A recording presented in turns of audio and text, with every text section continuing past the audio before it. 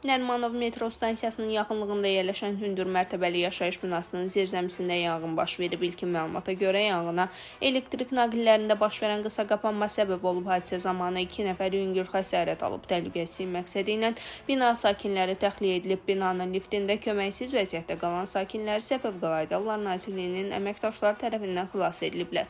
Hadisə yerinə Fövqəladə Hallar Nazirliyinin qüvvələri, polis və təcili tibbi yardım briqadaları cəlb olunub. Faktla bağlı araşdırma aparılır.